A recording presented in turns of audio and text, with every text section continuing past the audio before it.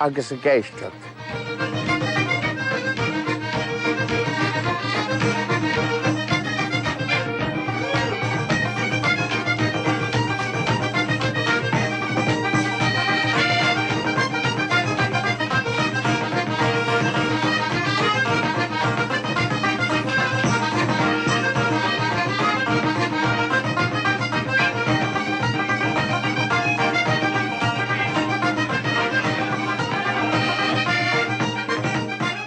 Tá ceoltóir óg an traileam dar a ben an fiachna am an gáin. Bhí mar a caint fiachna Joe Cooley. Conas a chóla tú hain a chud ceolar dós? Well, nor bhí me sé fás níos dearing gur ben cuiag nó gur ceol Joe Cooley radio I gánaí sa teach. Ben an ceol a bhíh me his mo thoirí féin ag géisteach le agus dearing gur hui sé is de háit cinint. Hui sé bhaimar? Hui sé bhaimar sin é. Aber liom cén fá fiad, the cad a bhí ann, cén fá gur hui sé bhaimar? Dearing gur bé an céco bríomhairs bhí a ceol agus an rhythm a bhí aige ina chud ceol agus an chuí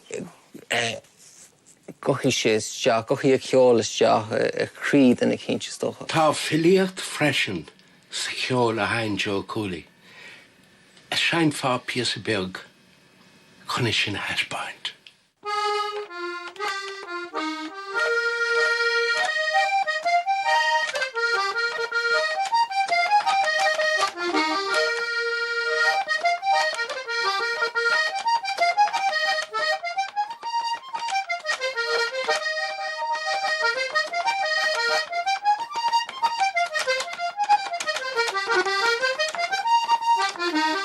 Sin rud anna hí móil agus anna háach fearógan is agus tá an rithim a bhí ag Joe Cooley agus na nótaí beag a snásta a bhí ag nótaí beag a pársanta seo fearóg agus tréis cúpla nómad tá sé gai?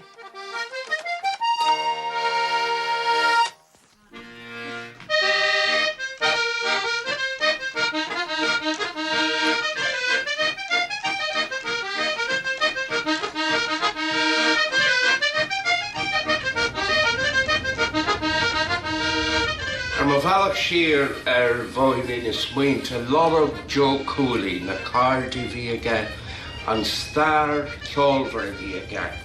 Tá ma taga chuig an cruisín sráid bhaile beag in imiíoch Joe.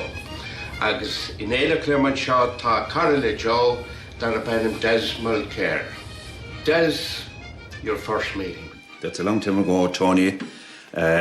He came to our house to a party. There was friends of ours back from America, and Joe's people were intermarried him, and my mother and father had a little party for the Yanks, and they were living near a grandaunt of mine in America. So Joe came. He was working here in Crusheen.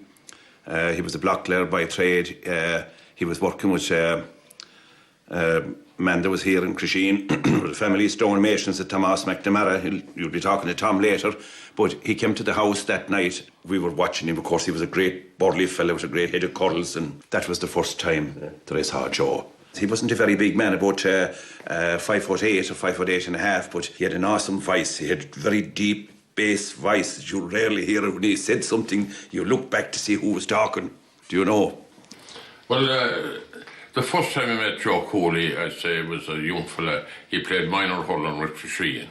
Now, he was a very powerful young fella, and I would say definitely he would have been over age, 18 years was the age for minors, but Joe had only come in here, and of course, you wouldn't look for birth certificates at that period. But he was a powerful young fella. I remember him playing with a black dog, and that was, he worked at Clark's at the time. His older brother was there at the time. And what year was that time? That would be, I'd say, in the early 40s, in fairness now, 42 or 3, I'd say. Then Joe travelled, Joe was in England then for a number of years. He worked in Dublin, and he played with a team there. I know he played a lot of hurling there. There were the grocers, I suppose, fellas from shops and things. And he spent a year and a half as a young age with Duffy Circus. Did? He did. And he had a lot of their antics in the line of he'd walk along bar and a high scaffold or anything like that, you know, he putting up the tents and that thing, and he could do that cartwheel, you know, the way you move around like along the field without any bother. And I see him, we'll say in a house that's roofed with a bridge board, he'd catch it here with his legs and hang out and that type of thing. Joe was the kind of a character like that. He'd come out to the Cross of Pits as well from his home, and he'd look left and look right, and if a car came, if it was going to Gott, he'd go to Gott, and if it was going to Loughrea, he'd go to Loughrea. That's the kind of a character he was like. He was typical journeyman, because he would go from town to town for work or to play. And I'd say if we could go back 100 years, maybe I might be travelling pipers or that type of thing. He was a bard. He was, definitely. That's the type of man he was. And I remember looking for him one time. He was working in a house in Skims of Winter Clark Castle. There were Dowlings, I think, now. There were the same crowd got bust. But Jimmy Corrie was a clerk of works, and I met Jimmy. I said, you see Joe Cooley lately? You can look down now, he said, at the chimney far down there. His tools and level are above on it. We haven't seen him for a week. See, he was gone. Yes. And that was the start of the travelling. It was the start of the travelling, that's right. Yeah. Now, I think he resented a bit going to America. Although his wife afterwards was in America, and I suppose if the mountain doesn't come to Muhammad, Muhammad will go to the mountain, like you know. So I was with him the night he was going to America, and he said to me, I have been in Dublin a lot, and I have been in England. I'm going to a different country now. So I knew by him he wasn't too happy going, like, to the big change trip.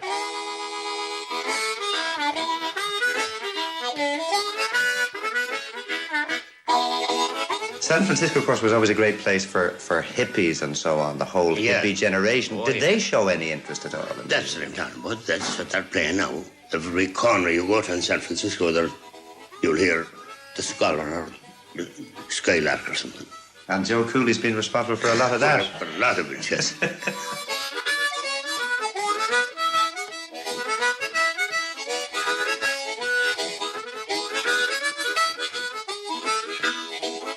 Bhí gárad táchtach ag Joe Cooley ina chud ceoil.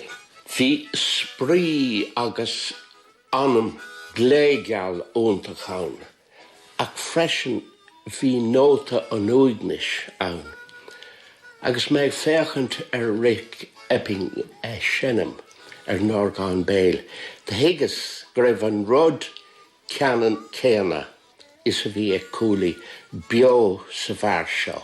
Rahim, spirit and ceoil, áthas an ceoil.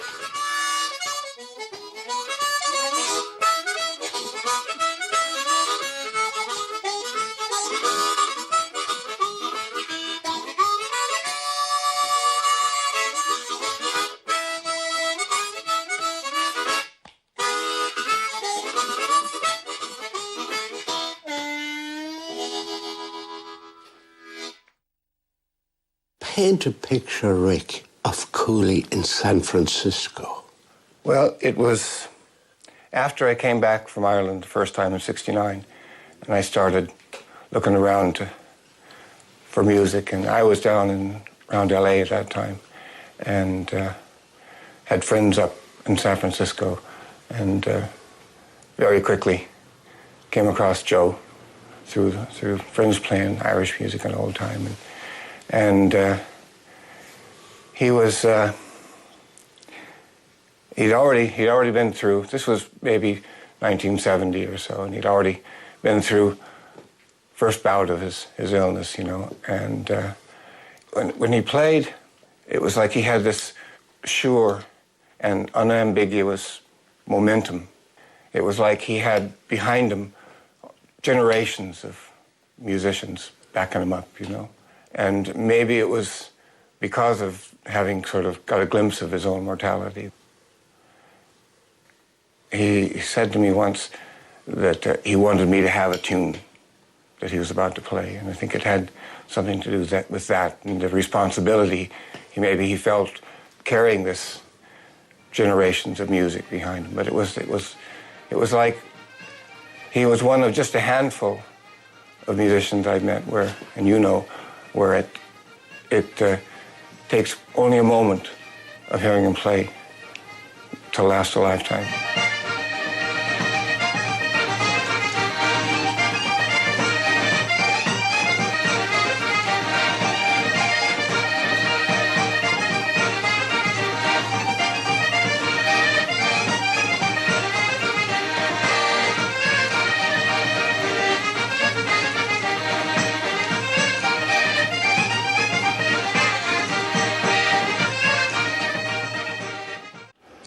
Cúpla lá hin bhí me caint le fíochtna ó Mongáin faoin stíl ceáil a bhí a Joe Cooley.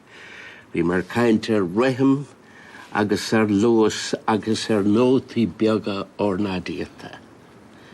So, dhéann tú beagán smaoine bhar sin fíochtna? Rinne me smaoinú áráit, Tony, agus sin rud smaoinú is tóchar nar gá an coméid sin luas a bheith an chun an rhythm ceart a bheith an don ceol a churamach an sin. Ceart, se. Bhfuil an tríal a bhaint as píosa beag éigean? Píosa ar an hairíil. The hairíil.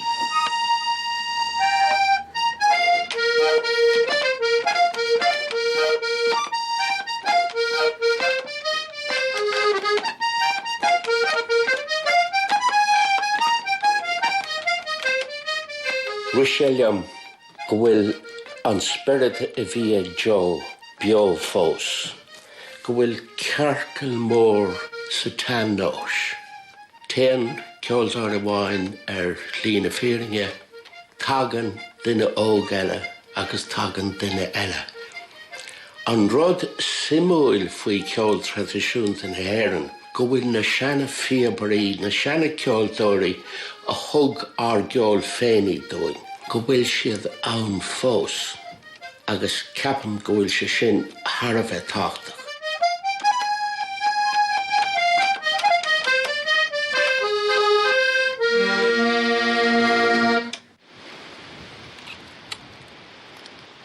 Tá méid ar meallachais chun bóla le fearr go bhfuil anolalas, ancheann agus an bheasca ar cheol Joe Cooley, fearr dar benam Charlie Harris.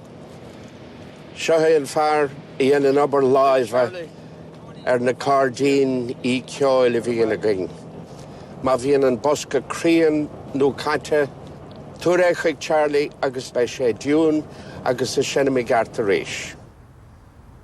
So, Charlie, what did Cooley mean to you? Well, I think it was the passion and the soul in his music and the lovely notes that he could put in. I mean, every time I listen to a recording of Joe, I hear something that I missed before. It's that magic, that's something extra that he had, you know. His sound was different. Tell us why. Well, he played a D&D sharp box. This is the original Paolo Soprani box they had.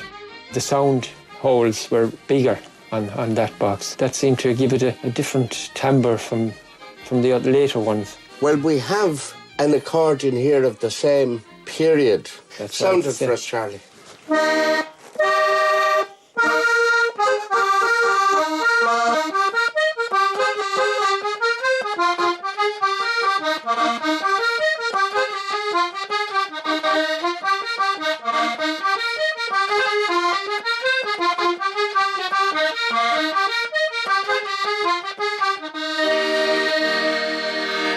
Lovely. So Can I sound it? No, you sound it now. Yeah. The Queen of the Fair, isn't that it? That's the Queen of the Fair. Yeah. This is the first time I've played an accordion now from that period.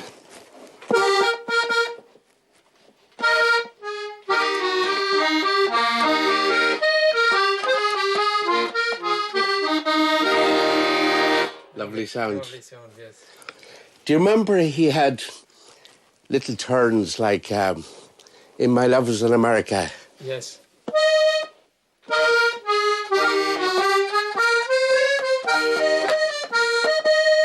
Lovely, yes. And at the end of it,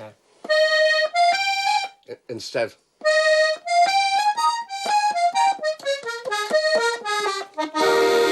Lovely.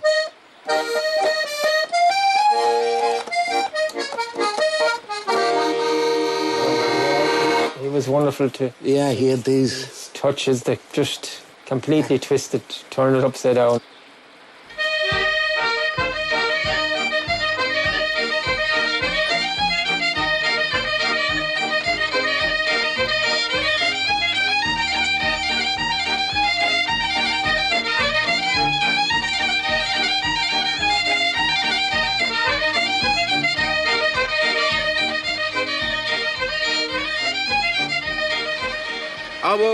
the Shunninger. The Honig Joe Cooley and Ballockshaw Quick Kunta and Clara Dose and Editor da the Shock. Could it fall to Moor Flahoil River, Saclar. Tan the Smuinte Shin Fos Bio Igunde and Clara, agus Rin Shellum, the Anshan Nose of Joe Cooley. Agus being a Nodor Igoni Satandos. Fuim na Howen, na Schleite, na Hay na Cana.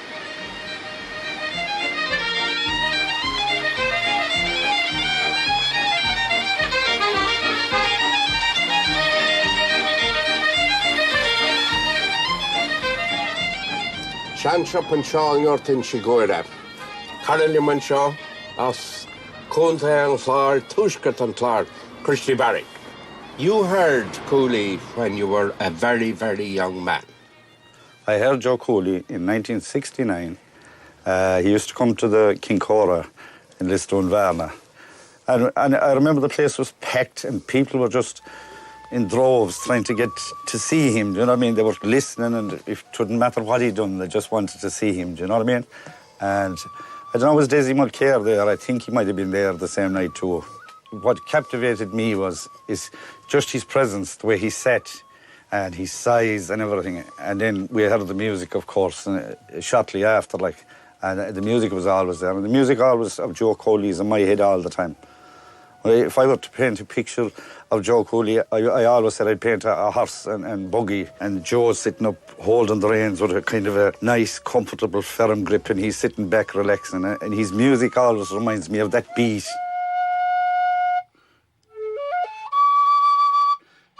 My father and mother played music, my grandmother, all them people played music. Nothing in their heads only Cooley, you know what I mean? And that's surprising. We're from Clare, and he's Galway, and everybody in County Clare. If I go into this time and into a session, I'm going to hear his name mentioned 20 times again with the young lads again, do you know what I mean? That came from Cooley, you know, that came from Cooley. And that's, I'm not exaggerating that, that's the way it is, like, with people like him. And when I went to Chicago, it was all Joe Cooley with the box players, you know, in Chicago, and his brother, Seamus Cooley, you know, they mentioned it. But I met Johnny McGreevy, he was a fiddle player in Chicago, and my first time playing in the Abbey pub. And the very first thing I remember him said to me when I took out my whistle, he says, do you play the Coolin? He says, in that yoke, he said to me. And I said, I do, actually, I have a version of it. And he said, you know, when Cooley was here, he used to love to listen to the Coolin played on the fiddle or the whistle. Yeah. And when he'd have a few pints in him, he'd always sit back and he'd love to hear that tune, he said.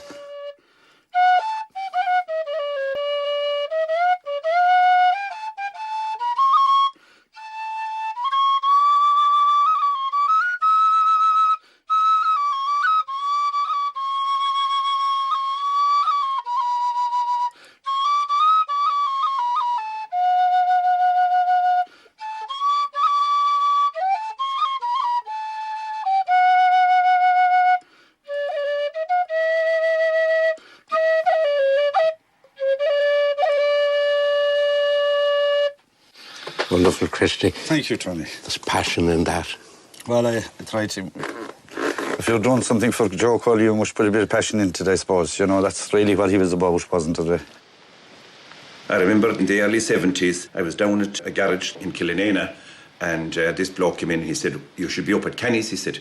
Why, says I? He said, Joe Cooley's up there. Isn't Joe Cooley in the States? He said, no, he said, he's up there. So I went up anyway, and the place was packed.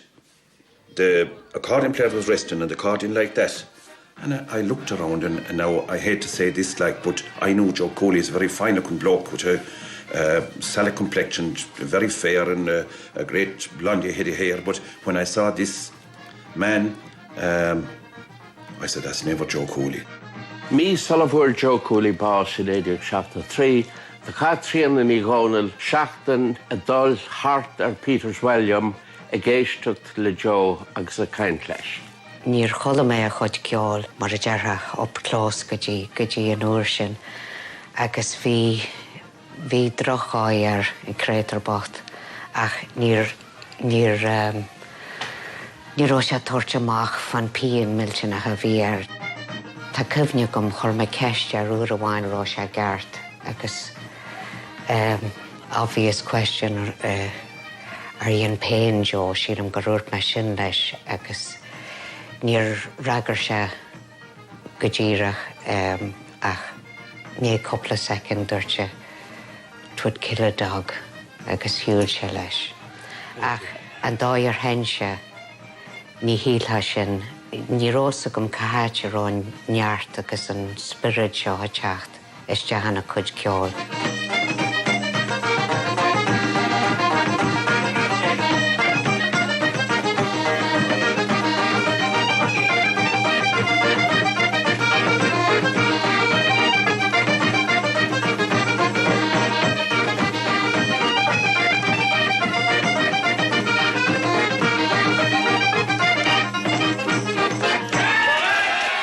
Gan mué hart ar na giganí be go bhí aige in ngárt agus tobar agus Peterswell agus tá cyfne gom an sin fuair sin scéal go gaiite gáil go St. Luke's go dtí an ospidil ach an bháidín sin an gur maidín dónach a bhí an